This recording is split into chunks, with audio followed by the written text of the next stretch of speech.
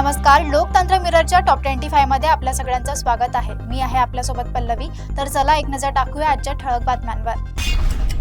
मुकुल रॉयचे 71व्या वर्षी निधन, बंगालच्या राजकारणात शोककळा। मेक्सिकोत ड्रग लॉर्ड एल मोचो ठार, कोटलरवर मोठी कारवाई, हिंसाचार भडकला। महाराष्ट्रात अवकाळी पावसाचा जोर, शेतकऱ्यांच्या पिकावर संकट। इंडिया वर्सेस साऊथ आफ्रिका सामन्यात भारताचा पराभव, तरी गोलंदाजांनी नोंदवले विक्रम।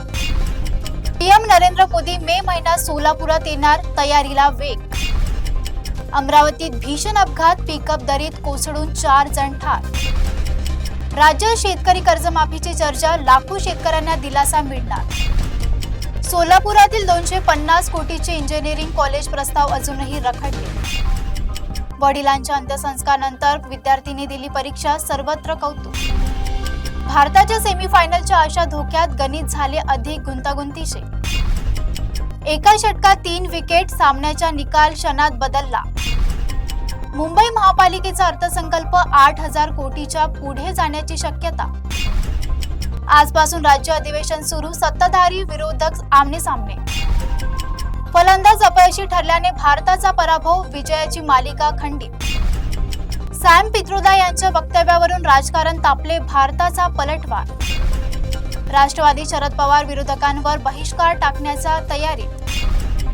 आयआयटी मुंबईच्या वसतिगृहात जिवंत काडतुसे सापडली, सुरक्षा यंत्रणा सतर्क।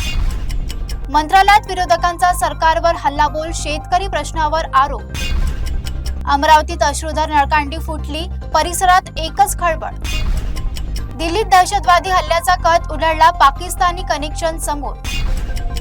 सीएम देवेंद्र फडणवीस म्हणाले, कोणतीही योजना बंद होणार नाही, अर्थसंकल्पात दिलासा।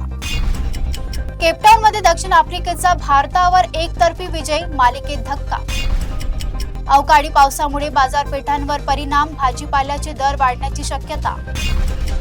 संसद अधिवेशनात शेतकरी मुद्द्यावर गदारोळ, विरोधक आक्रमक। राज्यात राजकीय हालचालींना वेग, निवडणुकीच्या पार्श्वभूमीवर वातावरण तापले। सध्या इतकंच, बघत रहा लोकतंत्र मिरर।